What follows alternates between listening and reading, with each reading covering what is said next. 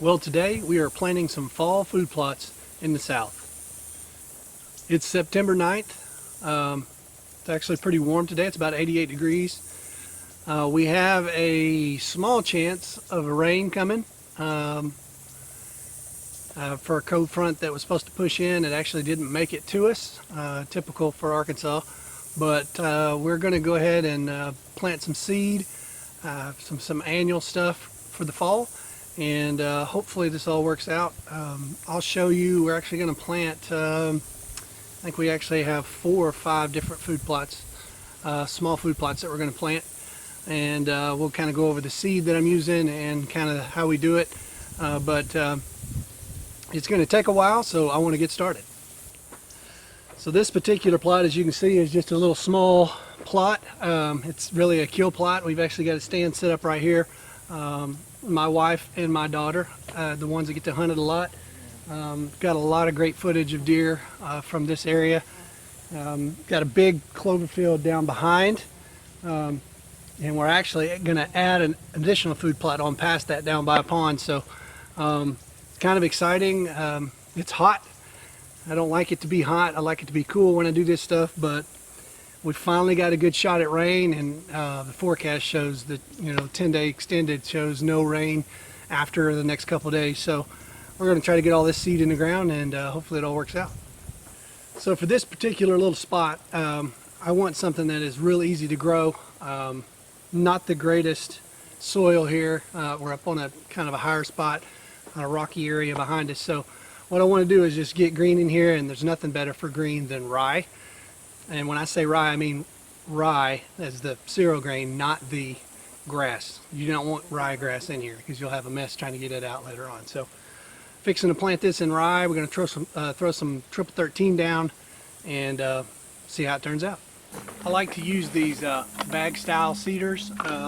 They hold a lot of seed, and you can fill them up same way with the fertilizer, and then it's adjustable down the side, so you can actually open it up and put a large amount out. And with this rye that we're going to put out, we want to seed it really heavy.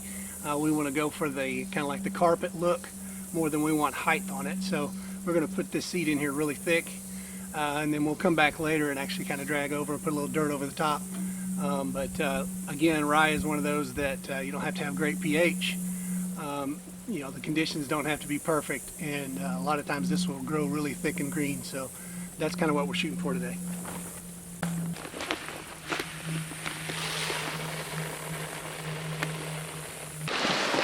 Okay, now we're going to add in the triple 13. Probably fill up a bag and just really coat it good. Like I said, I am going to come back and cover the seed. Normally you get the fertilizer in first, but I'm a little bit against the time here. This storm's probably 3 or 4 hours away, so I'm going to go ahead and just put it together and get it covered up, and we'll move to the next one.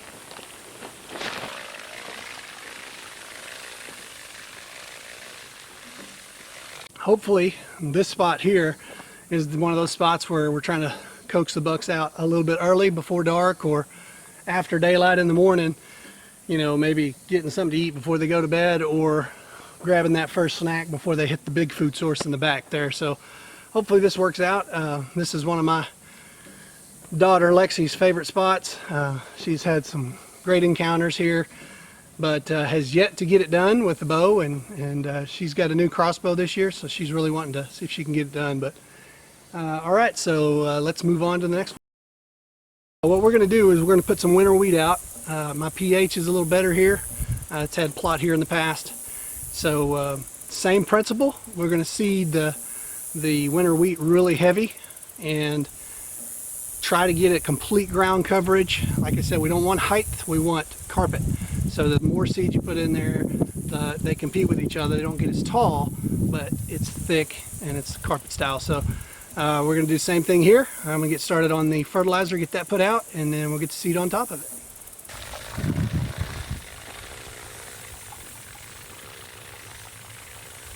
All right, so I got the fertilizer out. I've actually got a 50-pound bag of winter wheat. Fairly inexpensive. I think it's like $18, $19 at our local co-op here.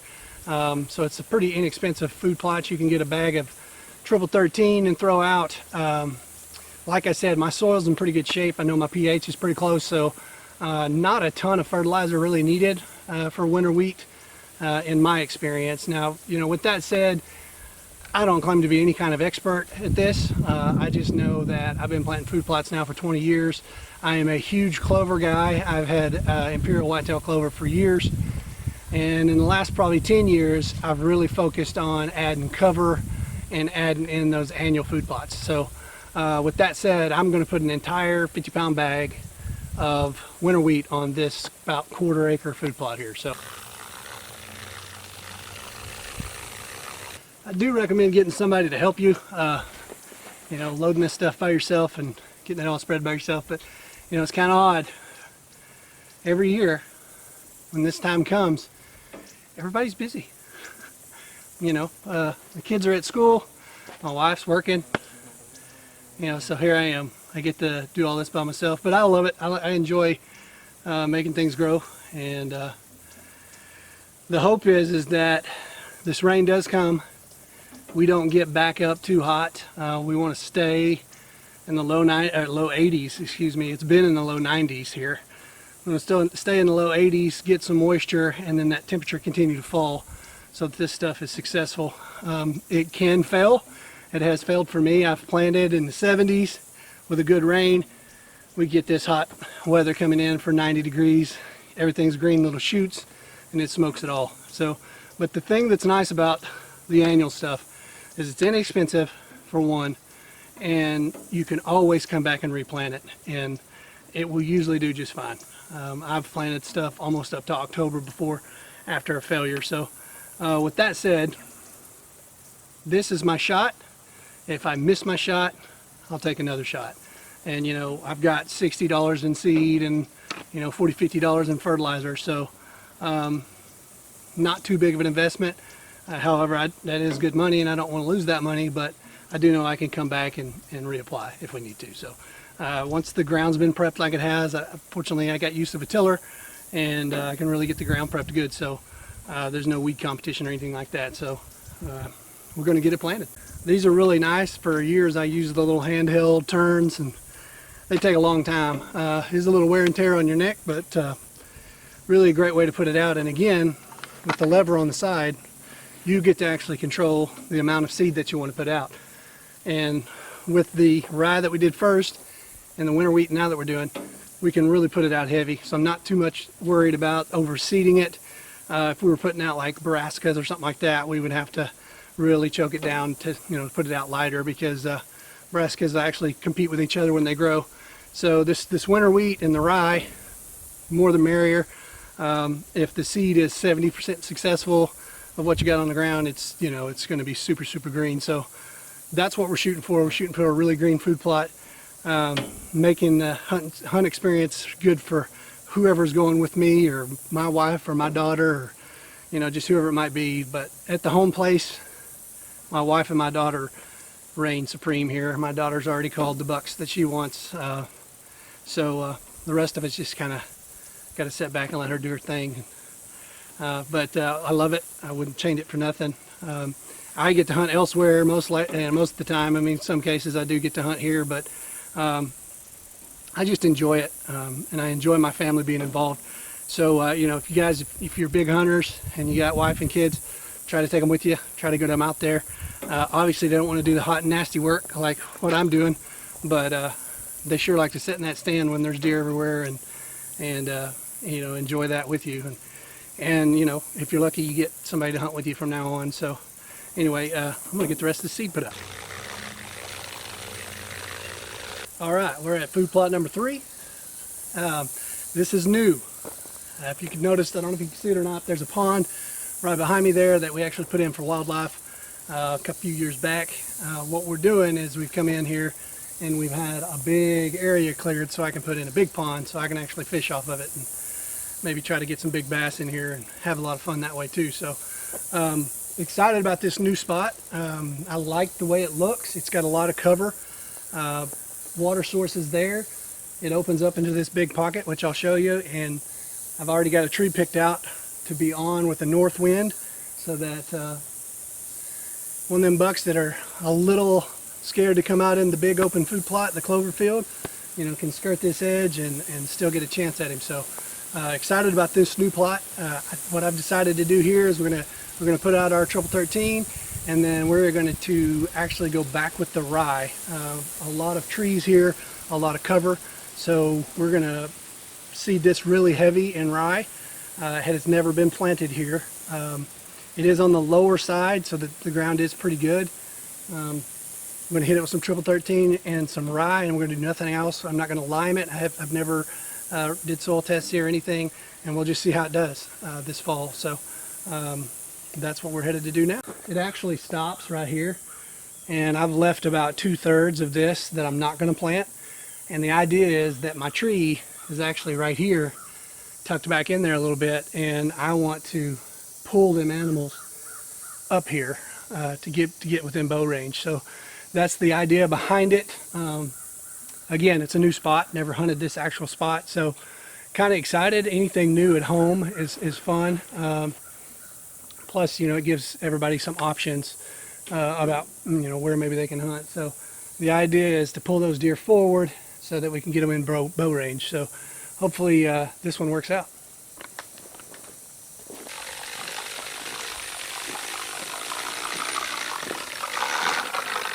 Again, guys, don't claim to be an expert. You know, I'm sure there are better ways to do this, but this is kind of what I've done in the past and I've had success with. So take it for what it is. I'm sure there's an expert out there that's going to say, hey, he should have done this or he should have done that. But for me, this is what works. And hopefully it, you know, brings success to our family. So that's the goal. Here we are, our plot number 4. As you can see behind me, this one has not been tilled yet. So it will have to be tilled, and then I'm fixing to do that. I think I'm going to make this one, I have some winter peas. Typically I plant winter peas with something else, but you know, like a winter pea, it's a plant, so it competes with everything around it. So I think I'm just going to make this a winter pea plot. It's just a small, you know, I don't know, less than 1/8 of an acre probably. It's just a little bitty plot. It's actually close to one other plot that I have. So, you know, why would I plant such a small plot? Well, so what I've got to my right is a good size, probably acre clover field. And I don't know if you can tell or not, but this was actually clover before I mowed it down. I actually brought a mower in here and mowed it real low to the ground so it's easy to tell. Why would I cut out clover, you know, for peas? Well, clover, once that first frost hits, you know, really loses its attractiveness to deer. It's, you know, like I said, I'm a clover guy. It's super good in the early spring and in the early fall, in the early part of hunting season, if it's wet and it hasn't dried out or burned up during summer. So with that said, I want to add something here that gives the deer variety for one, and then it also gives us a late season push. Once that big frost or two have come through and really made the clover dormant, we'll have the other annual stuff, the rye, the winter wheat, and then we're going to add in these peas. So hopefully it's a you know, it's a concoction of the right stuff to keep those deer coming. So that is the plan. So we're going to get started on cutting this.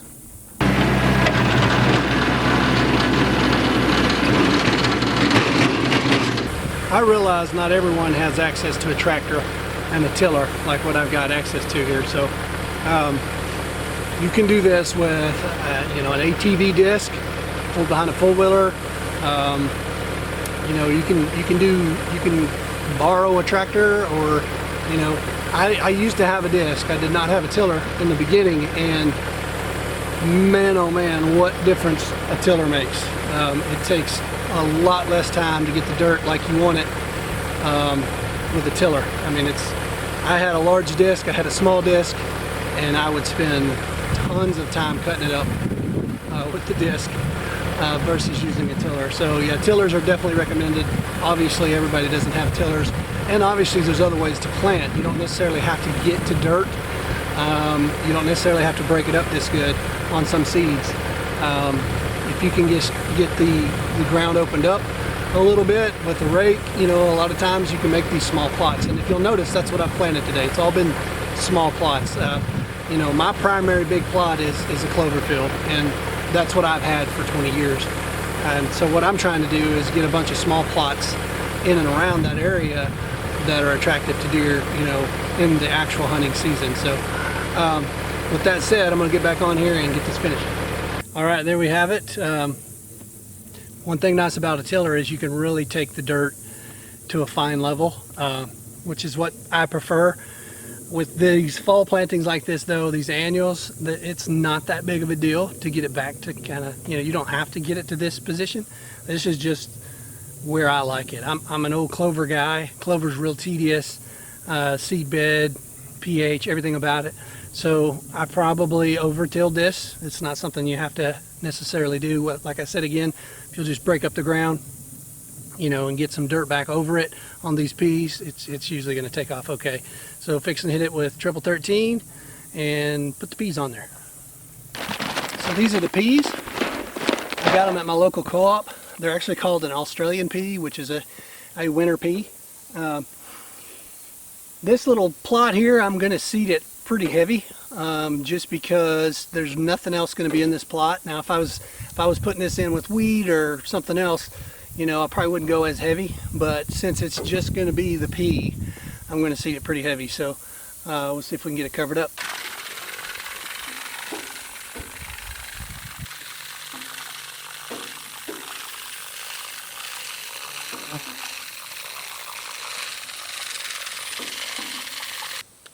Last but not least, number 5. This is actually a food plot we're standing in. It is a clover field.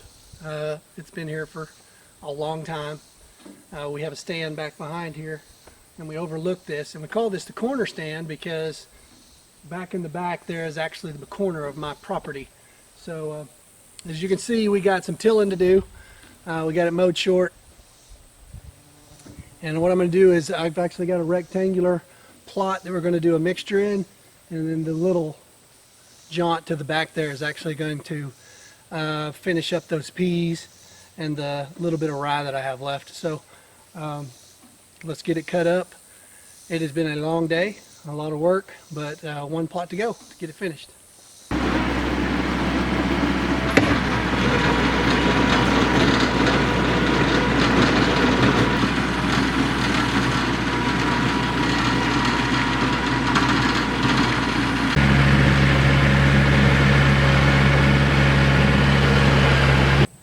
Well, as you can see, we got it cut up finally. It took a while.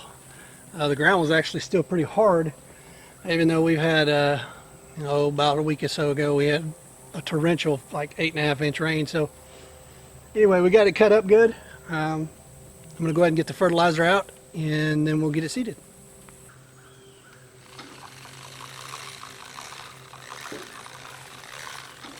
So on our final plot, I just went to the local Atwoods and got a mixture plot here.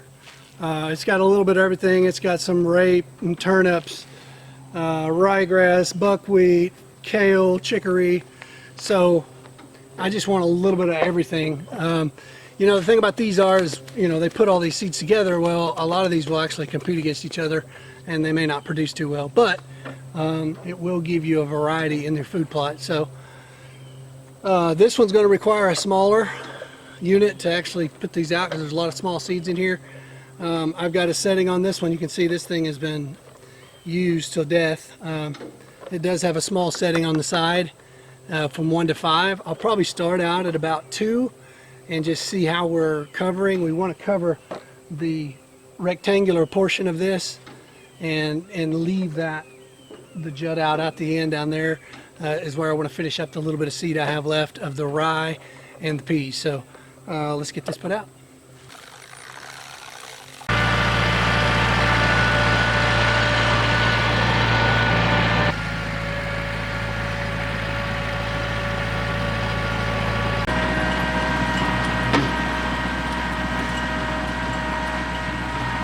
Guys, that's how I plant it. Like I said, I'm no expert. That's just what I've done for the last 20 years. It really improves your property if you can put a food plot on there. These annuals are really easy to grow. Now, it takes some work, as you can see, to get them planted. Just get that ground broke up any way you can, get it out there, get some fertilizer on it, and it's good to go. And I promise you guys, it will improve your habitat for whitetail deer. If you like this video, guys, give it a like and subscribe if you'd like. And let me know in the comments if this is the type of videos you guys like to see. Normally we're a hunting video type. We usually just put out our hunts, but we thought we might try something different and throw in some behind the scenes stuff of what we get done and how we try to improve our habitat for whitetails. As always, thank you guys for watching, and God bless.